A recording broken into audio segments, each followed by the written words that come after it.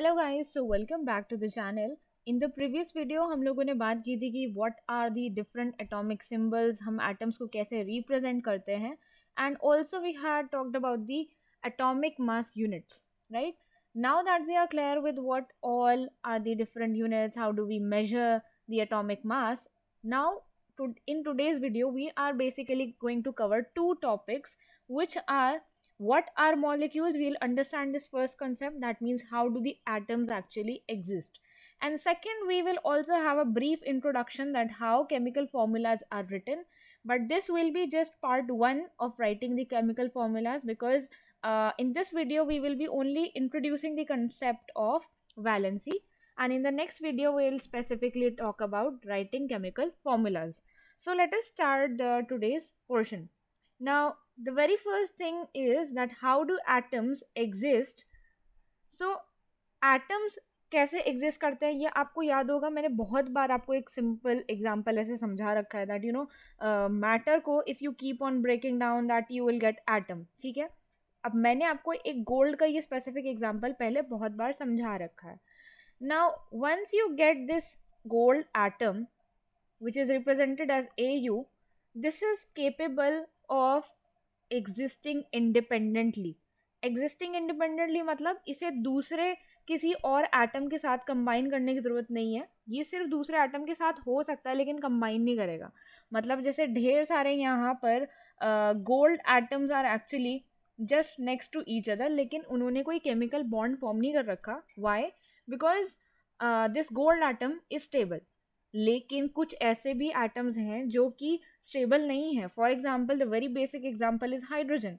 Hydrogen always exists in the nature in the form of H2, because two hydrogen atoms combine and it forms H2, क्योंकि single hydrogen atom is not stable. So if we say a general answer that how do the atoms exist, we say that these atoms form chemical bond to form molecules. मतलब जब दो hydrogen atom आपस में मिल गए तो उन्होंने जो ये एंटिटी फॉर्म की, इसे हम कहते हैं molecule. So these molecules then further aggregate with each other to form matter. मतलब ढेर सारे ऐसे H2 molecules आपस में aggregate होंगे, एक दूसरे के पास होंगे, तो it will eventually form the different matter that you feel or touch. ऐसे ही अगर हम बात करें for example about the other gases, oxygen है. ऑक्सीजन भी नेचर में आपको O2 या O3 की फॉर्म में मिलेगा, लेकिन single oxygen atom is not stable.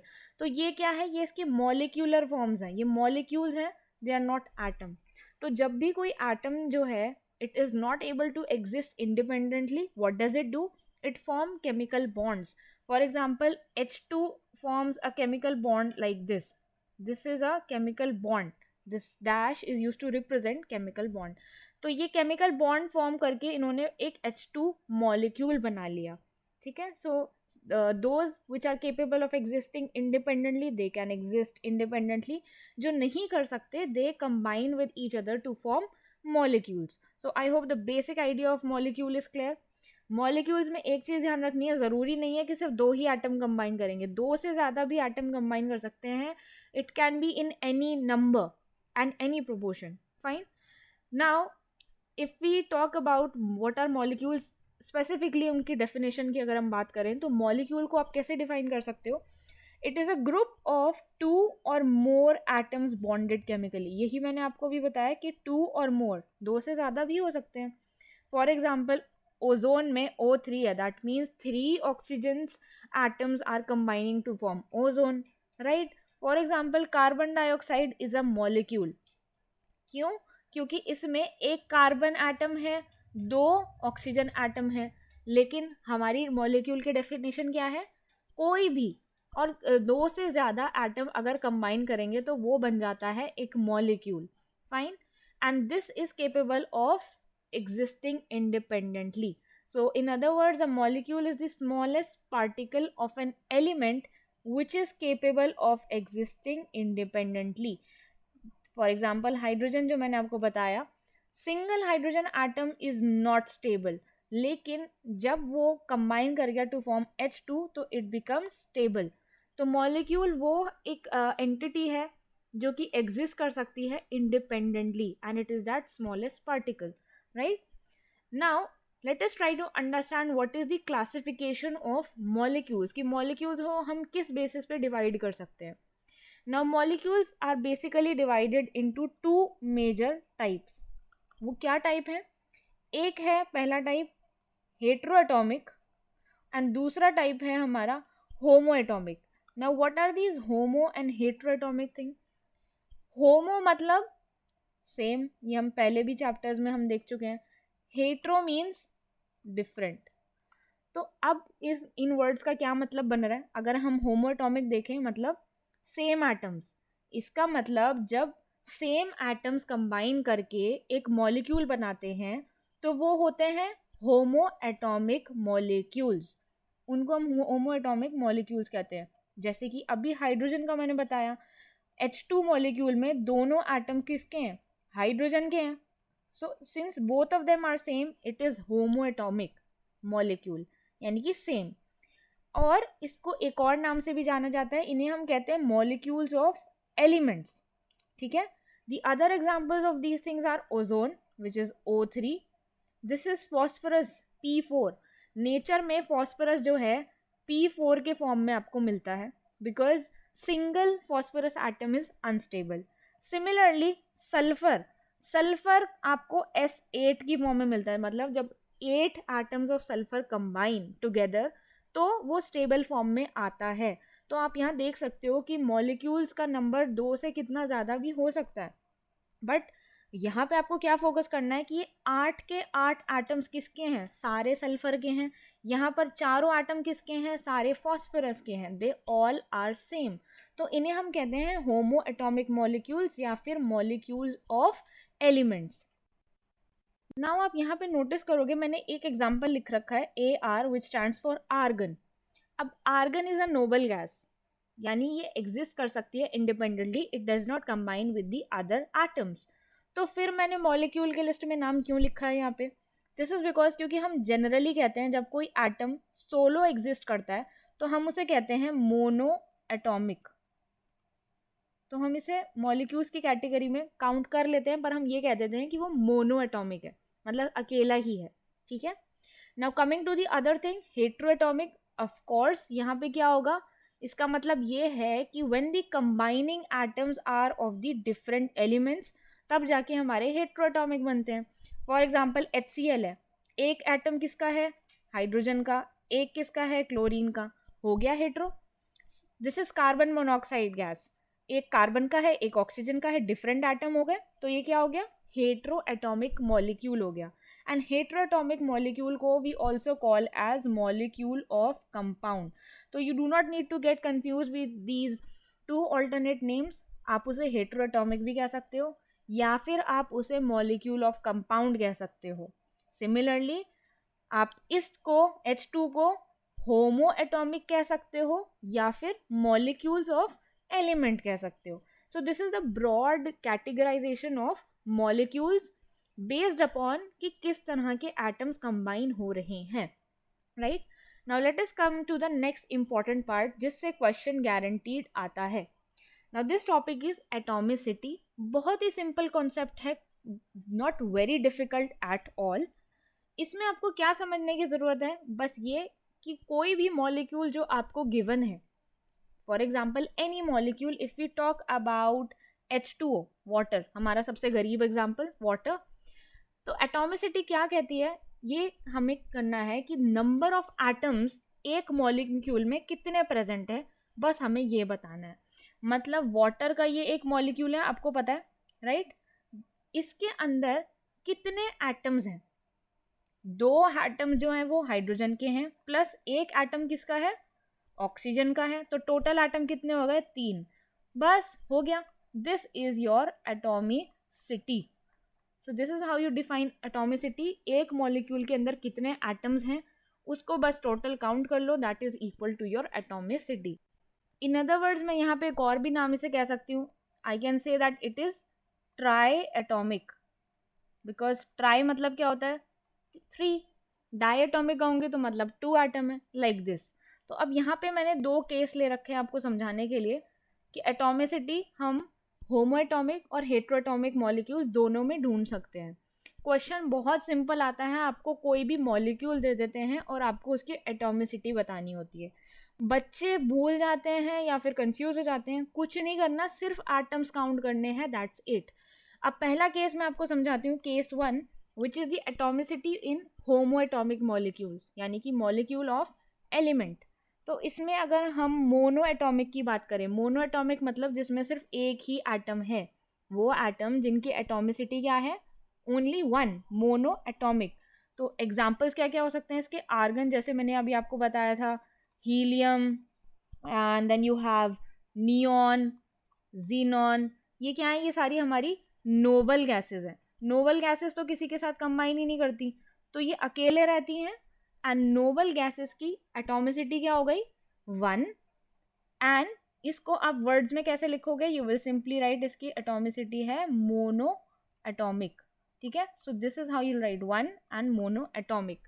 Now can you think of some example of di atomic? If you can then it's very good.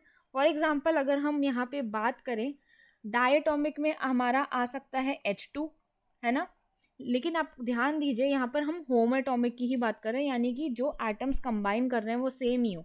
तो it can B O2, N2, ये सारी gases जो हैं दोनों एटम सेम ही हैं, लेकिन atoms कितने हैं, H2 में 2 एटम हैं, O2 में 2 एटम हैं, N2 में 2 एटम्स हैं।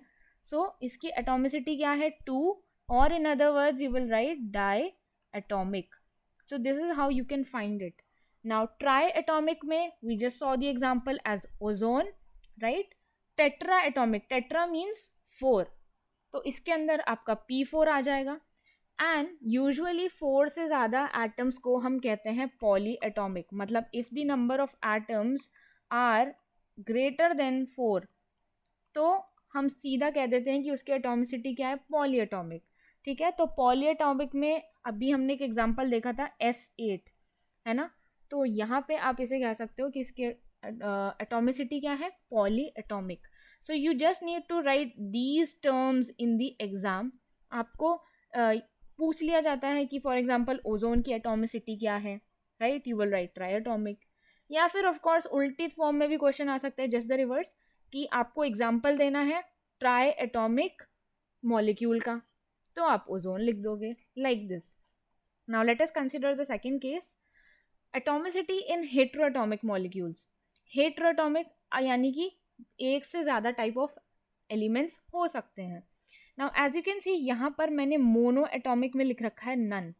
ऑफ कोर्स नन ही होगा, क्यों, क्योंकि मोनो एटॉमिक का मतलब ही यही हो गया कि वो तो किसी के साथ कंबाइन ही नहीं कर रहा। और हेट्रोएटॉमिक की कंडीशन क्या है, जब 2 डिफरेंट एटम्स कंबाइन करते हैं, तो यहाँ तो बात ही नहीं बनती, सो इट्स नन। डायटोमिक में आपके क्या एग्जाम्पल हो सकते हैं, फॉर एग्जाम्पल HCl हो सकता है, कार्बन मोनोऑक्साइड गैस हो सकती है, क्यों, एक एटम प्लस दूसरा एटम, 2 हो गए, डायटोमिक, एक एटम दूसरा atom, diatomic. Similarly then you have triatomic. Triatomic में you can give the example as H2O, ये मैंने अभी आपको समझाया था। उसके अलावा कार्बन डाइऑक्साइड आपका एक और एग्जाम्पल हो सकता है। टेट्राएटॉमिक में क्या है, जिसमें टोटल नंबर ऑफ एटम कितने होंगे, 4 होंगे। तो अमोनिया आपको याद होगा, अब इसमें आप काउंट कर सकते हो कितने, एक इसका 3 इसके, कितने हो गए, 4, यानी कि टेट्राएटॉमिक। इसके अलावा अमोनिया के अलावा you can have H2O2, this is known as hydrogen peroxide, ये भी 4 हो गए। अब इसके अलावा फिर आप जितने भी हायर मॉलिक्यूल्स अगर आप ढूंढो, फॉर एग्जांपल H2SO4 हो गया, अब इसकी एटॉमिसिटी क्या हो जाएगी, पॉलीएटॉमिक, क्योंकि काफ़ी सारे एटम हैं, 2 हाइड्रोजन के हैं, 1 सल्फर का है, 4 हमारे किसके हैं, ऑक्सीजन के। तो ये कितना हो गया, 4 5 6 7, है ना। तो पॉलीएटॉमिक के तो बहुत ही सारे एग्जाम्पल्स हैं, it can be any one. तो इससे क्वेश्चन आते हैं एग्जाम में, and it's a very simple concept, you just have to count the number of atoms in one molecule of a substance. Now there is one more thing that I want to discuss was, कि हमने पहले videos में हमने discuss कर रखा था कि how to find the ratio by mass, ठीक है। एग्जाम में एक क्वेश्चन और आता है, आपको रेशियो बाय मास गिवन होती है and you have to find the formula, यानी कि उल्टा करना होता है। तो पहले मैं आपको एक एग्जांपल से समझा देती हूँ, ये क्वेश्चन आ जाता है, it's a very simple thing. Then I will give you explain you with one question. ये एग्जांपल आपकी बुक में स्पेसिफिकली गिवन है। द क्वेश्चन सेज दैट आपको एक कंपाउंड गिवन है जिसके अंदर आपके एलिमेंट्स हैं हाइड्रोजन एंड ऑक्सीजन, ठीक है, और आपको उसके रेशियो बाय मास पता है 1:8, ठीक है, लेकिन आपको ये नहीं पता कि उसका फॉर्मूला क्या है। तो how will you find the formula? उसके लिए आपको क्या करना है, you make a table like this only so that it becomes easier. आप उनके एटॉमिक मास लिखो, ठीक है। फॉर एग्जाम्पल हाइड्रोजन का एटॉमिक मास हमने लिख दिया 1, ऑक्सीजन का हमने लिख दिया 16, और रेशो में आपने रेशो लिख दी। अब आपको कुछ नहीं करना, बस इन दोनों चीज़ों को डिवाइड कर देना है। सो 1 डिवाइडेड बाई 1 1 आया, एंड 8 डिवाइडेड बाई 16 आया आपका 1/2, और you can also divide it in the other way, ठीक है। तो यहाँ पे आप देखोगे कि इन्होंने यहाँ पे सिंपलेस्ट रेशो दे रखी है, लेकिन 2 यहाँ लिखा हुआ है, 1 यहाँ लिखा है। अगर आपको ये चीज़ समझने में कंफ्यूजिंग लग रही है तो आप इसे क्या कर सकते हो, here what you can do is you can simply divide 16/8, यानी कि आप atomic mass divided by ratio ये करोगे, यहाँ पे आ जाएगा 2, ठीक है, और यहाँ पे आप लिखिए 1। तो आपकी सिंपल रेशो क्या हो जाएगी कि हाइड्रोजन जो है हमारा, एंड देन आप इसकी रेशो को सिर्फ रिवर्स कर दीजिए अगर आपको फ्रैक्शंस में डिनोमिनेटर में सॉल्व करने में दिक्कत आ रही है तो। Otherwise you follow the simple method only, जिसके अंदर आप क्या कर रहे हो, you are taking the mass ratio, यानी कि आपने यहाँ पे पहले रेशो ले लिया, जो भी आपको मास रेशो गिवन थी उसे एटॉमिक मास से डिवाइड कर दिया। ये सिंपल तरीका है, because eventually it should not be difficult for you to solve the ratio, ठीक है, तो इसलिए मैं दोबारा वो बता रही हूँ।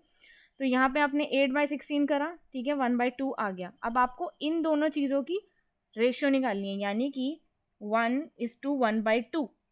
तो इसको मैं ऐसे भी लिख सकती हूँ, क्योंकि मैंने यहाँ पे ले जाके मल्टीप्लाई होगा, सिंपल मैथमेटिक्स रूल, आप दूसरी साइड पे लेके जा रहे हो तो वो मल्टीप्लाई हो गया, यानी कि 2:1। तो ये हाइड्रोजन की रेशियो हो गई, ये ऑक्सीजन की रेशियो हो गई। Now we can write the formula, यानी कि हाइड्रोजन कितना है 2, ऑक्सीजन कितना है 1। तो this is how you find the formula, ठीक है। तो इसको मैं यहाँ पे एक और एग्जाम्पल से समझा देती हूँ। For example in the question it is saying that you have to find the formula of ammonia, ठीक है। वैसे तो आई नो आपको अमोनिया का फॉर्मूला सिंपली आता है NH3, but here you have to show that how. So in the question is given कि इसकी रेशियो बाय मास आपको गिवन है 14:3। तो जस्ट लाइक दिस टेबल, आप पहले यहाँ लिखो नाइट्रोजन एंड हाइड्रोजन है, ठीक है, उसके बाद आपको रेशियो दे रखी है 14:3, ठीक है। अब आप यहाँ पे इनकी एक्चुअल एटॉमिक मास लिखो, यानी कि यूनिफाइड मास और AMU। नाइट्रोजन का मास कितना होता है 14, हाइड्रोजन का कितना है 1, ठीक है। अब आपको क्या करना है, इसको डिवाइड कर देना है, यानी कि यहाँ पे ये जो रेशियो है इसको डिवाइड कर देना है बाय दी एटॉमिक मास, यानी कि रेशियो बाय दी एटॉमिक मास। तो 14/14 आया 1, 3/1 आया 3। तो हमारी सिंपलेस्ट रेशियो क्या हो जाएगी, सिंपलेस्ट रेशियो यहाँ पे हो जाएगी, जिसे I can simply write as 1:3, यानी कि नाइट्रोजन इज टू हाइड्रोजन। तो I can write the formula, nitrogen कितना है 1 है, तो आप 1 ना लिखो, एक ही बात है। हाइड्रोजन कितने हैं 3। So this is how you come to the formula of ammonia.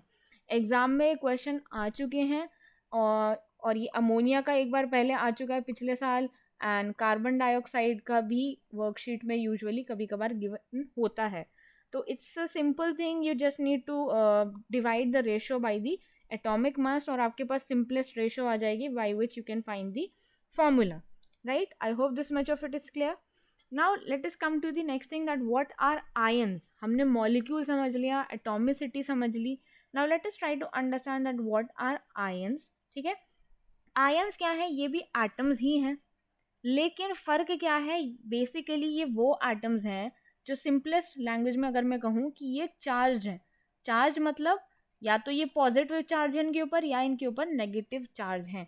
So an atom और a group of atom which carries positive और negative charge are called ions, ठीक है।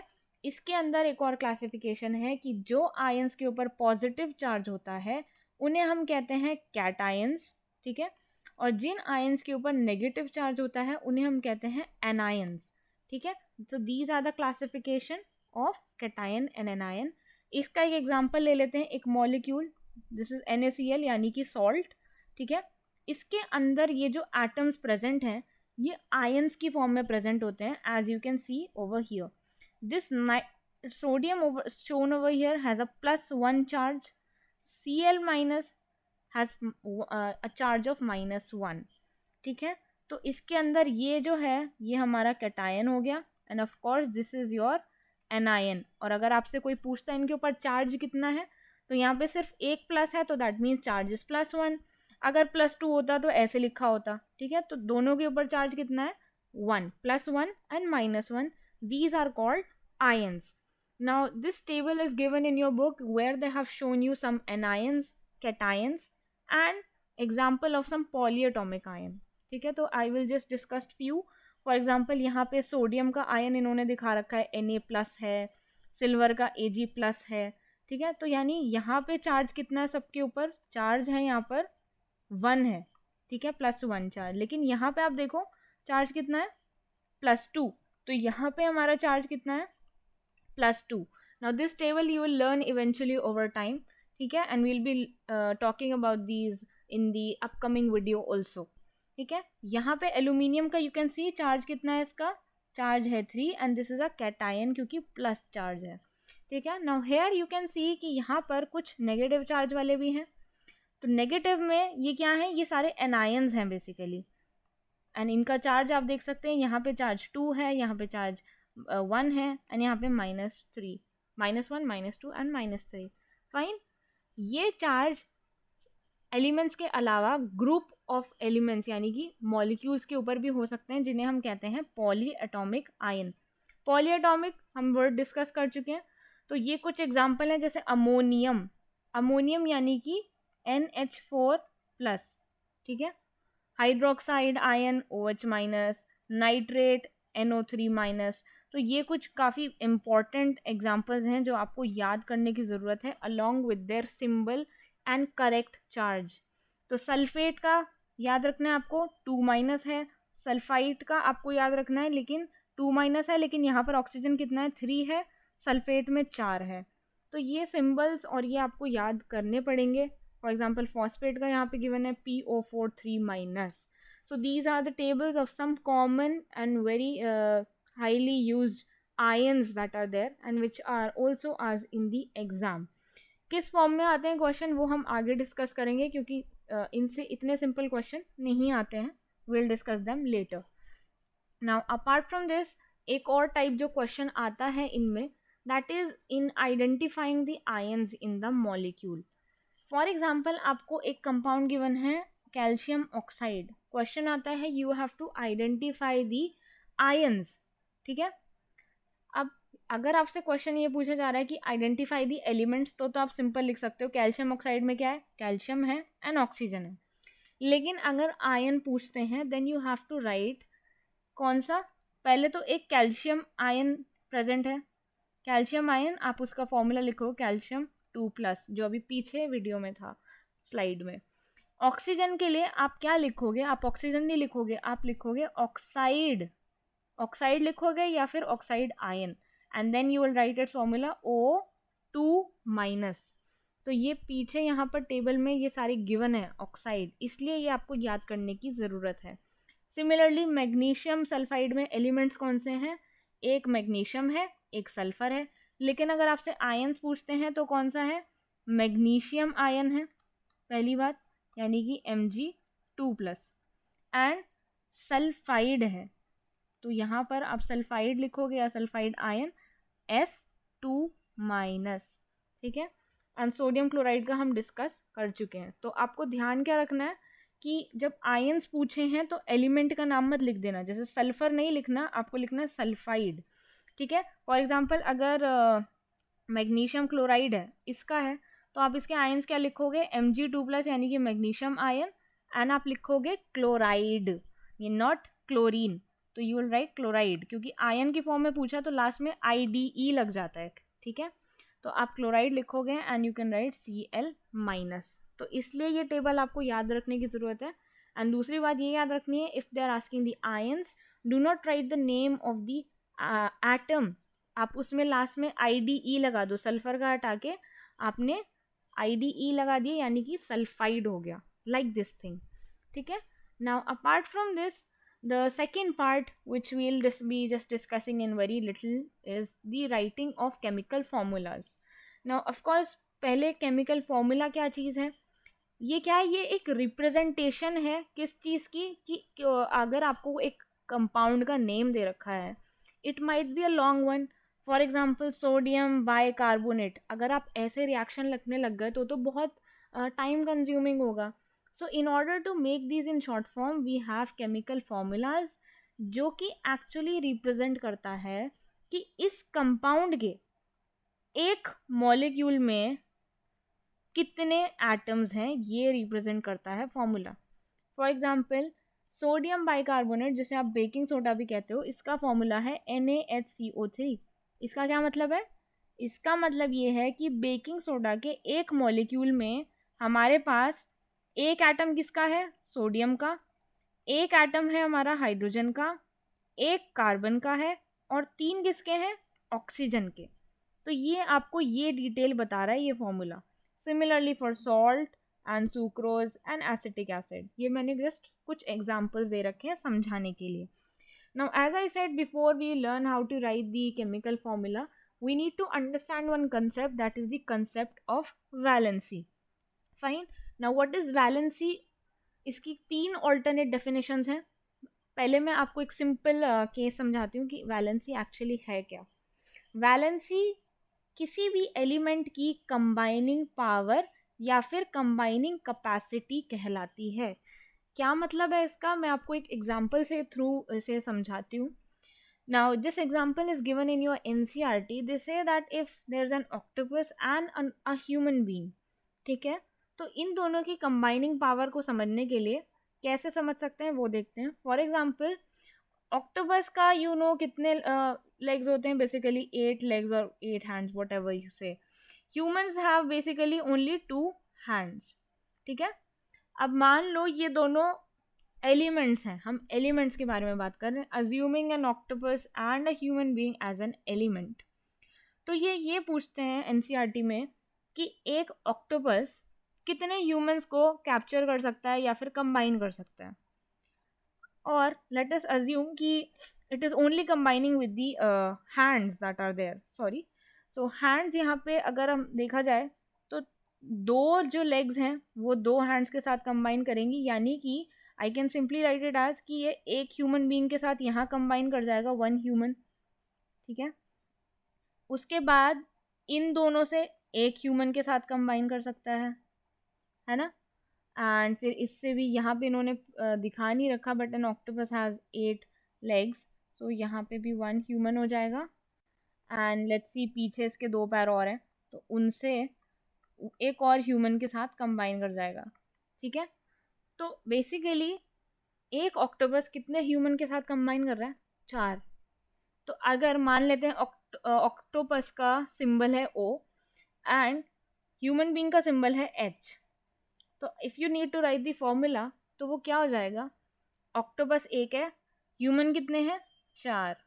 So this is how you right the formulas. But अभी हम detail में नहीं जा रहे इनटू द रूल्स, हम सिर्फ कंसेप्ट समझ रहे। वैलेंसी क्या है, कंबाइनिंग पावर, कि किसी भी एलिमेंट की कंबाइनिंग पावर कितनी है, ठीक है। जैसे हाइड्रोजन है, वो किसी एक के साथ ही कंबाइन कर सकता है, हाइड्रोजन ने एक और हाइड्रोजन के साथ कंबाइन कर लिया, इट फॉर्म्स H2, लेकिन हाइड्रोजन कभी भी आपको H3 की फॉर्म में नहीं मिलेगा। क्यों, क्योंकि उसकी पावर ही नहीं है, उसकी वैलेंसी क्या है, सिर्फ 1 है, वो सिर्फ एक के साथ ही कंबाइन कर सकता है। तो हाइड्रोजन की वैलेंसी क्या है हमारी, 1। ये एक सिंपल एग्जांपल से मैंने आपको ये समझाना चाहा। Now this one more definition जो कि हम चैप्टर 4 के टाइम पे पढ़ेंगे, but I will explain that letter.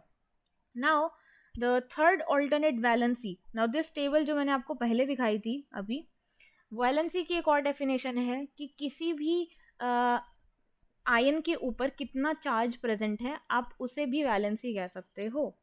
मतलब अगर मैं Na+ लूँ तो यानी कि इसकी वैलेंसी क्या है, आपको देखना है कितना चार्ज है इसके ऊपर। इसके ऊपर चार्ज है +1, तो सोडियम की वैलेंसी क्या हो गई, +1 हो गई। हाइड्रोजन की वैलेंसी क्या है, +1। क्लोराइड की वैलेंसी क्या है, यानी क्लोरीन की वैलेंसी क्या है, -1। ऐसे, but do not get confuse about the science. आपको ये ध्यान देना है कि कितना उसकी वैलेंसी है, 1 है या 2 है। मैग्नीशियम, कैल्शियम, जिंक, इन सब की वैलेंसी क्या है, 2 है। ऐसे ही अगर आप सल्फेट में देखें, सल्फेट में क्या वैलेंसी, 2 है। फॉस्फेट में 3 है। नाइट्राइड में वैलेंसी 3 है। तो जितना भी चार्ज उसके ऊपर एक आयन के ऊपर प्रेजेंट है, आप उसे भी कह सकते हो कि दैट इज दी वैलेंसी, यानी उसकी उतनी कंबाइनिंग पावर है। ठीक है, यानी यहाँ पे जो है ये किसी दो और एटम्स के साथ कंबाइन कर सकता है। This 2 is telling you this. जैसे मैग्नीशियम 2+ में इट कैन फॉर्म MgCl2। ठीक है, क्योंकि दो इसकी वैलेंसी है 2। ये MgCl3 फॉर्म नहीं करेगा, क्यों, क्योंकि इसकी वैलेंसी 3 नहीं है। This is what the valency is meaning. तो अगर आपको एक टेबल दे दी जाती है या कोई ion they are asking you, तो what you need to do is उसकी जस्ट चार्ज देखो, चार्ज कितना है। ठीक है, तो चार्ज देखने पे आपको पता लग जाएगा कि उसकी वैलेंसी क्या है, right. So how to learn so many valencies, because of course we just saw कि यहाँ पे इतनी सारी वैलेंसीज हैं। How to learn them in a short way? This trick for valency we'll be learning up in the next video. So I hope the what we had discussed up in today's video is clear to you and आपको concept समझ में आए होंगे। And if you have any doubt, of course you can ask to me. And अगर आपको पसंद आई video तो please like it and share it with your friends. So till then we'll see you up in the next video. So bye and take care.